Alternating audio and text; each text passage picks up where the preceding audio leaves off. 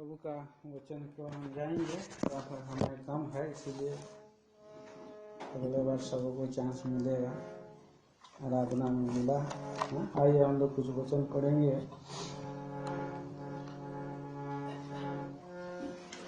दूसरा राजा 4 अध्याय और हम पढ़ेंगे 38 वचन से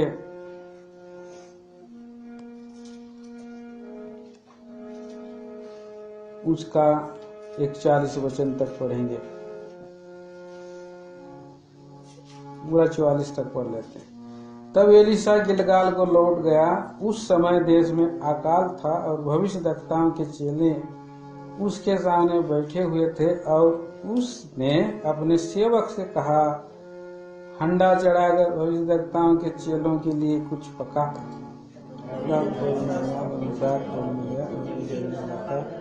अगर अपना गुआर उभार कर जंगली फल कर ले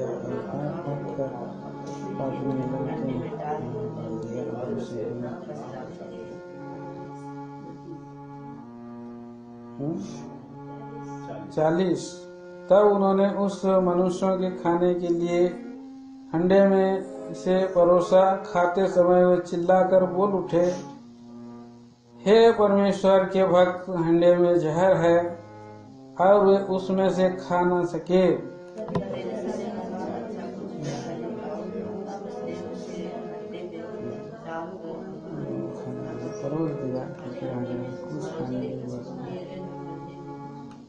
कोई मनुष्य बाल सलीसा से पहले उपजे हुए जौ की 20 रोटियां और अपने बोरी में हरी बालें परमेश्वर के भक्त के पास ले आया। तो एलीशा ने कहा, उन लोगों को खाने के लिए दे। उसके टोले ने कहा, क्या मैं 100 मनुष्यों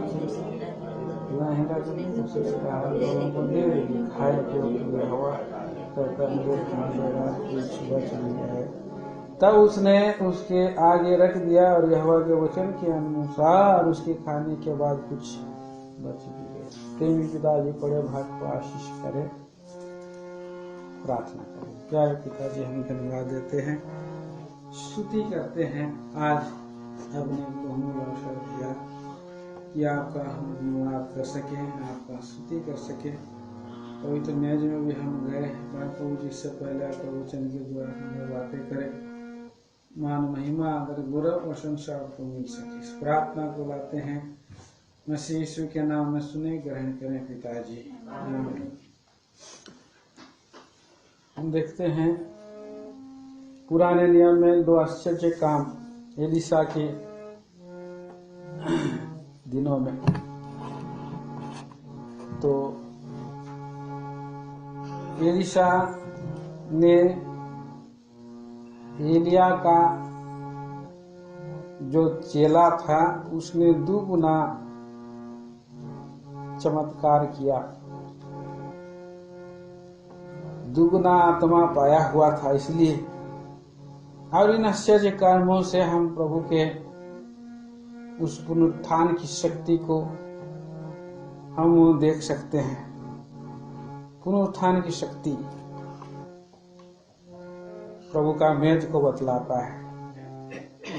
प्रभु इस मेज में हमें ले आता है कि हमें प्रभु पुनरुत्थान की शक्ति दे, सामर्थ दे, हमें जिलाए, पापों के लिए हम मर जाएं और प्रभु हमें धार्मिकता के लिए जिलाए, संसारिकता के लिए मर जाएं, आत्मिकता के लिए जिलाए। प्रभु हमें जो है कि शरीर के लिए मर जाएं और आत्मा के लिए हम जिलाए जाएं बोल करके ये प्रभु ने मेज को हमारे जीवन में रखा है। और हर एक सप्ताह में हम इसको जांचते और परखते हैं। और हमारा प्रभु अपने वचन के थर्मामीटर में हमें नापता है कि हमारा कितना बीमारी है, पाप का कितना रोग है, हमारा वह स्तर में हम बढ़ रहे हैं, हमारा जीवन में पूरा स्वस्थता है, हमारे जीवन में पूरा सिद्धता सुस्थता को हम प्राप्त करें बोल के प्रभु ने ये मेज को रखा है।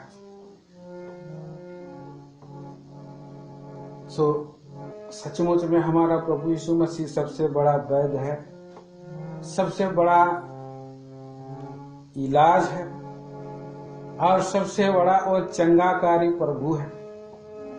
यहोवा ईरे के बारे में हमने देखा, यहोवा उपाय करने वाला।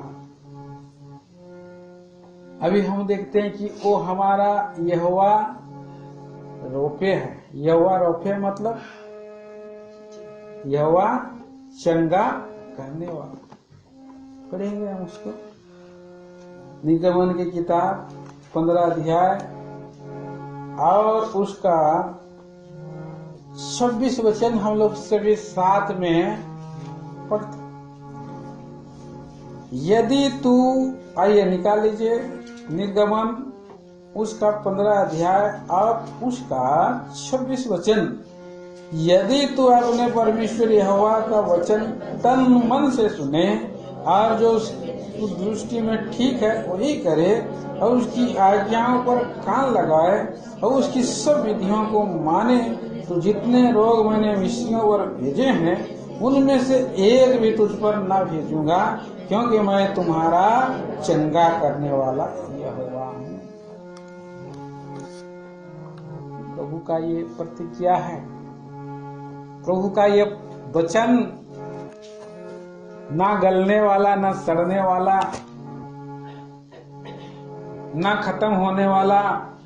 जैसा हमारा प्रभु यीशु मसीह आज और कल और युगानुयुग एक सा है और उसका वचन भी एक सा है। ना वचन जो इस्राएलियों के लिए प्रभु ने प्रतिज्ञा की है वो विश्वासियों के लिए है, मसीहों के लिए वो वचन है।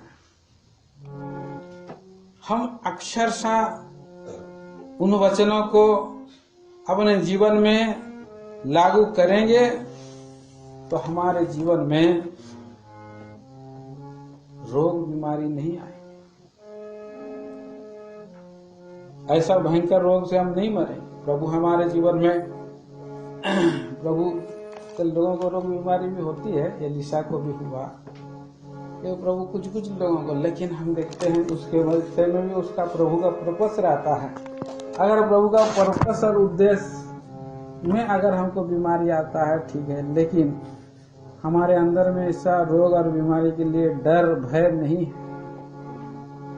हटाता है प्रभु और बीमारी को लाता भी नहीं, चंगाई व्यवस्था स्वस्थ में रखता है। सो प्रभु का वचन हमें दिया है और प्रभु का वचन को कैसा लेना है?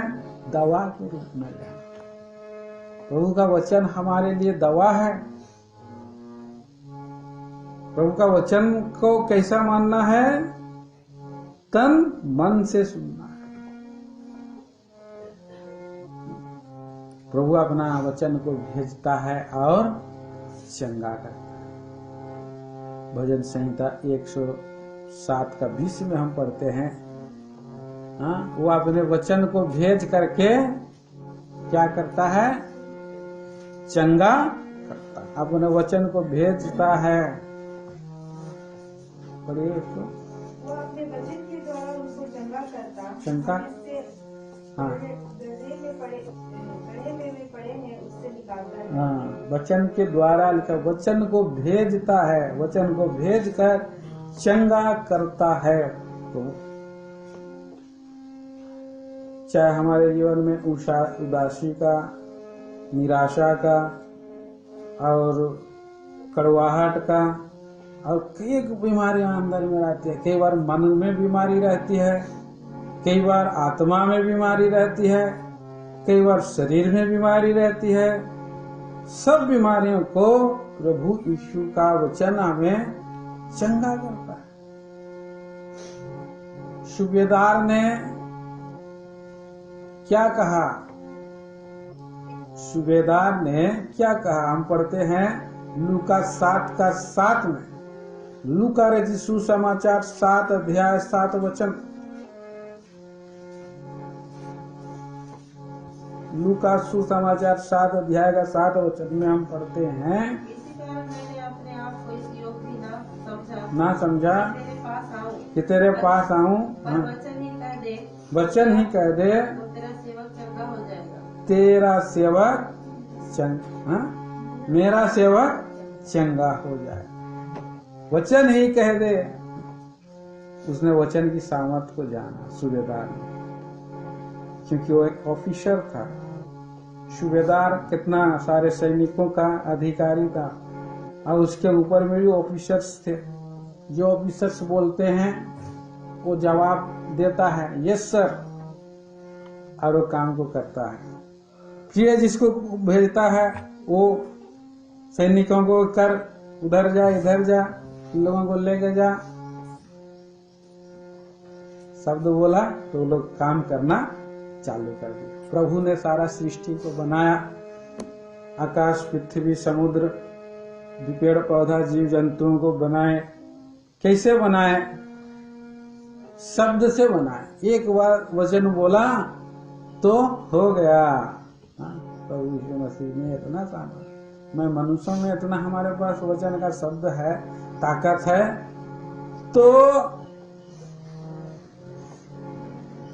क्या यीशु मसीह का वचन में ताकत नहीं है, सामर्थ नहीं है? बहुत सामर्थ है उसमें।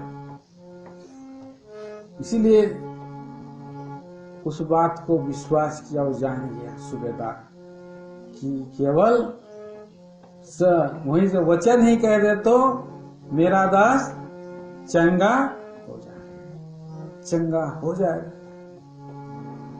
प्रभु का वचन ये सच है, क्योंकि वो वचन हमारा लिए और वचन से हमें संभालता है। इब्रानियों की पत्री 1 अध्याय 3 वचन। इब्रानियों की पत्री 1 चैप्टर वर्ष 3। वह उसकी महिमा का प्रकाश और उसके तत्व की छाप है। हाँ, हाँ। और सब वस्तुओं को अपने सामर्थ के वचन से संभालता है। हाँ, वह पापों को धोकर उच्च स्थान पर बाबा मंदिर के दाहिने जा उठा है, पाप का रोगों को भी धोया है। सो प्रियो, वो अपने सामर्थ के वचन से संभालता है हमको वचन। इसीलिए प्रभु का वचन को हमारे जीवन में अक्षरशः पूरा करना है। अपना वचन को, प्रभु का वचन को हमारे जीवन में पूरा करना है। प्रभु ये वचन दिया है, पढ़िए उसका प्रेरित काम उसके 20 अध्याय 32 वचन में। प्रेरित काम 20 अध्याय 32 वचन में, वहां पर हम देखते हैं कि वो हमें मिरास दे करके हमें संतों के साथ संभागी कर सकता है। और अब मैं तुम्हें परमेश्वर को और उसके अनुग्रह के वचन को सौंप देता हूँ, जो तुम्हारी उन्नति कर सकता है और सब पवित्र किए गए लोगों में साझी करके मिरास दे सकता है। प्रभु का वचन हमें मिरास देता है, हमारी उन्नति कर सकता है, हमें भागी बना सकता है, संभालता है। प्रभु का वचन हमको चंगा करता है, और ये वचन को उसने अपने नाम से भी ज्यादा महत्व दिया है। ऐसा वचन को हम हमारे हृदय में रख छोड़े, उसी वचन को हम अनुकरण करें। सो यहाँ पर प्रभु ने बोला इस्राएली लोगों को, मेरी आज्ञा मेरा वचन, यदि तू अपने परमेश्वर यहोवा का वचन तन मन से, लोग कैसे सुनते हैं? कानों से। वचन कैसे सुनते हैं हम लोग? कानों से सुनते हैं। लेकिन यहाँ पर क्या बोल रहा है? तन मन से सुने।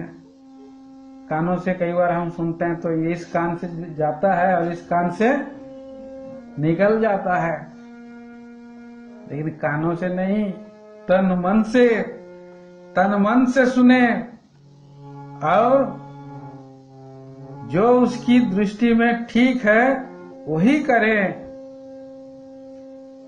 और उसकी आज्ञाओं पर कान लगाए, और सब विधियों को माने तो जितने रोग मैंने भी मिस्रियों पर भेजे उनमें एक भी तुझ पर न भेजूंगा, मैं तुम्हारा चंगा करने वाला। हमें विधि दिया है, नियम दिया है। देश का हमारा प्रधानमंत्री जी कुछ नियम दे दिया उसने, संयम और क्या बोला उसने, संयम करो और एक ठू बोला, दो ठू उसने बोला, एक संयम रही है। जब इस देश के प्रधानमंत्री के बात को लोग कान लगा करके लोग क्या कर रहे हैं, पालन कर रहे हैं उसको, पूरा दिन भर आज नहीं निकलेंगे, अगर वो करे तो उनको हानि हो जाएगी, उसका उल्लंघन करे तो उन लोग का हानि हो जाएगा, पुलिस भी पकड़ सकता है। तो हमारा प्रभु का वचन अगर नहीं माने तो क्या होगा, हम लोग बीमारी हो सकता है। ये विधि तो प्रभु का वचन से ही वो लोग संसार के लोग जो है कि चुरा कर लेते। विधि बोलने से पुराना नियम में हम पढ़ते हैं, लेवी की किताब में विधियां दिया गया है पवित्रता का आचरण करने के लिए। अलगाव का जीवन वहां पर बताएगा। सेपरेशन लाइफ होना चाहिए हमारा आत्मा प्राण देह को सेपरेशन में रखना है। विधियां विधि में आता है और आज्ञा भी आता है। किसी को झूठ नहीं बोलना, किसी को गाली नहीं देना, किसी को, ये बहुत सा आज्ञा प्रभु ने 10 आज्ञा भी दिया है, उसमें 10 आज्ञा उसमें छुपा हुआ है। और प्रभु को अपने सारे प्राण से, सारे शक्ति से, सारे बुद्धि से, सारे ज्ञान से, सारे सामर्थ्य से प्रेम रखना, यह भी एक आज्ञा प्रभु ने दिया है। यह आज्ञा वहीं पर है लिखा है, मैं तन मन से सुने, उन आज्ञाओं को पालन करे, उनके विधियों को माने, तो हमारे जीवन में कोई भी रोग नहीं आएगा, कोई भी रोग नहीं। प्रभु को पहला स्थान दे, हम तड़के उठ करके, तो कहीं भी हमारे जीवन में रोग नहीं आएगा। हमारा मन पूरा आनंदित रहेगा। मन के जलने से हड्डियां भी जल जाती। अगर मन आनंदित रहता है तो शरीर भी स्वस्थ हो जाता है। लोग क्या बोलते हैं, मन चंगा तो कटौती में क्या हो जाता है। तो हमारा मन कैसे होगा, तो उसका वचन से हमारा मन चंगा हो जाता है। तो यहाँ पर हम देखते हैं कि प्रभु का मन, दुनिया का अगर आप मन लगाएंगे दुनिया में तो बीमारी रहेगा, रोग रहेगा, लेकिन प्रभु में मन लगाएंगे तो स्वस्थ शरीर रहेगा और चंगे रहेंगे, हम लोग चंगे रहेंगे, खुश रहेंगे। और ये लोगों को प्रभु ने बोला कि मैं यहोवा चंगाकारी परमेश्वर। और प्रभु ने सचमुच में हमारा इलाज के लिए बलि हुआ है। वो एक ऐसा पौधा है, पढ़िए उसके वचन हम पढ़ते हैं, 25 वचन साथ में पढ़ेंगे। निर्गमन 15 का 25। तब मूसा ने यहोवा की दुहाई दी, आइए साथ में पढ़िए। तब मूसा ने यहोवा की दुहाई दी और यहोवा ने उसे एक पौधा बतला दिया, जिसे अपने पानी में डाला तब वह मीठा हो गया। वो यहोवा के लिए उसके लिए एक विधि और नियम बनाया हुए उसने आ गया उसकी परीक्षा की। तो एक पौधा बतला दिया, यहोवा ने एक पौधा बतला दिया, जिसे जब उसने पानी में डाला तब पानी मीठा। मनुष्य का जीवन में कड़वाहट है, यहाँ पर पानी में कड़वाहट, जो खा रहे हैं, पी रहे हैं, पीने नहीं सक रहे हैं, कड़वा है। वो कड़वा जीवन हर एक मनुष्य के अंदर में है, जो हर एक वस्तुओं में कड़वापन है, हर एक वस्तु में बीमारी है। लोगों को बोला गया, भाई इतना लोग बैठे हैं तो पूरा अकाल पड़ गया है, लोगों के लिए कुछ व्यवस्था तो कीजिए, ये कुछ खाइए, खाना बना करके लेके आइए। एलीशा ने बोला।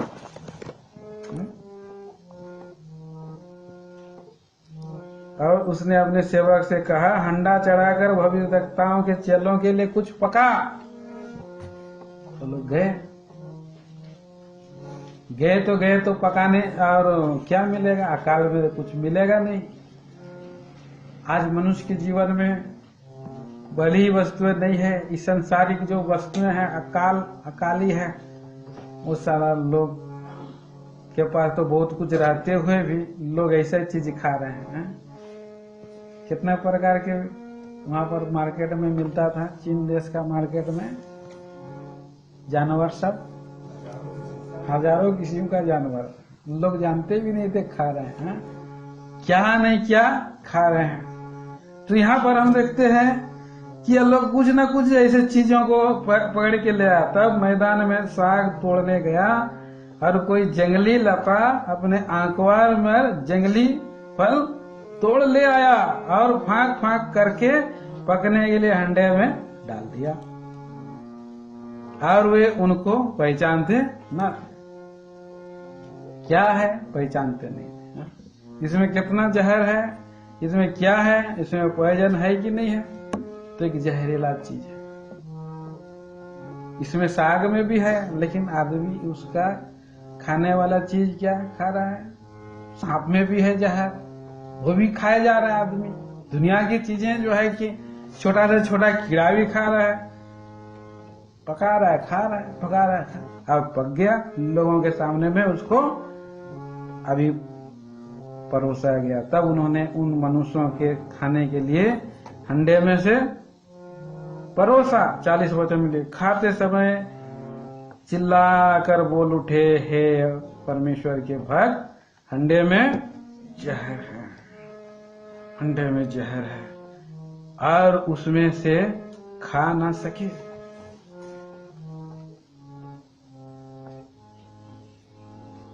यहाँ 40 वचन में लिखा है, तब उन्होंने उन मनुष्यों के लिए हंडे में से परोसा। अभी परोसा मतलब क्या? खाने के लिए पहले लाइन बैठे हैं, पूरा 100 लोग हैं, सब लोगों को बैठा दिया, परोस। लाइन में बैठ भी गए और वहां पर सबों को परोसा भी गया। परोसा तो गया, कोई लोग खाए भी होंगे, अगर कोई खाए तो उनका हालत खराब हो गया होगा, बहुतों का उल्टी हो गया, बहुत लोगों को व्याकुल हो गया है, बहुत लोग तड़प रहे हैं। तब ऐसा परिस्थिति आया। खाते समय चिल्ला उठे, बोला खाते समय हुए चिल्ला उठे, हे परमेश्वर के भक्त, हंडे में जहर है और उसमें से खा ना सके। अचानक अभी क्या हो रहा है? यही तो हो रहा है। खाते खाते अभी लोग खा रहे हैं, बाबा चिकन में भी जहर है, मत खाओ, चिकन में जहर है, मछली भी खाने के लिए मना, सब चीज मना हो गया अभी। तो जहर कहां से कहां पहुंच गया है। परंतु हम देखते हैं 26 वचन में, 41 वचन पढ़ेंगे साथ में। तब एलिशा ने कहा, अच्छा कुछ मैदा ले आओ। तब उसने उस हंडे में से डालकर कहा, उन लोगों के खाने के लिए परोस दे। फिर हंडे में से कुछ खाने की वस्तु ना, मैदा, यहाँ पर मैदा लाया गया। तो हमारा प्रभु यीशु मसीह मैदा है, हमारा प्रभु यीशु मसीह रोटी है, ब्रेड है, मेज में है, लगाया गया। और उसने आखिरी रात लोगों को, चेलों को दिया, ये मेरी देह है, ये मेरी देह है जो तुम्हारे लिए तोड़ा गया है। तो प्रिय भाई बहनों, हम देखते हैं कि हमारा हर एक अनाज्ञाकारिता, हर एक पापों के लिए, हर एक विचारों के लिए, कामों के लिए, शब्दों के पापों के लिए, और हमारे लिए प्रभु यीशु मसीह ने रोटी बना, मेज बना, वो हमारा लिए कुचला गया, हमारे लिए दंड उठाया और उसको कुचल दिया गया।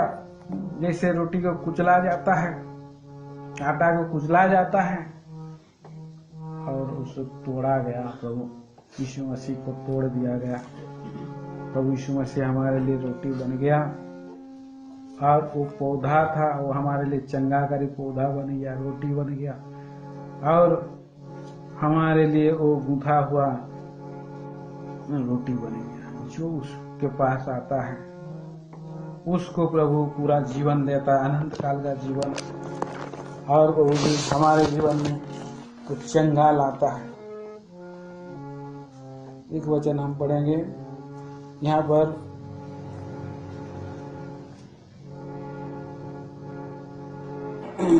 यूहन्ना सुसमाचार 6 अध्याय में हम देखते हैं, पढ़ेंगे। आइए और तो वचन के अनुसार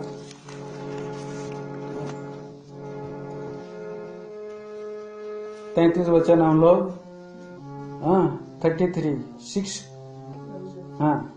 यूहन्ना 6 का 33 पढ़ेंगे। क्योंकि परमेश्वर की रोटी वही है जो स्वर्ग से उतरकर जगत को जीवन देती है। प्रभु यीशु वो रोटी बना, हमारे लिए जीवन बना।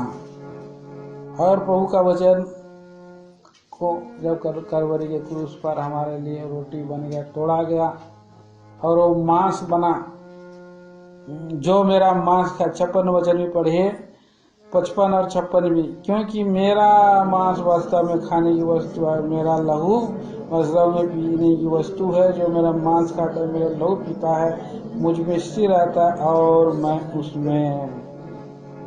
तो वो हमारे लिए प्रभु रोटी बना है, मांस बना है।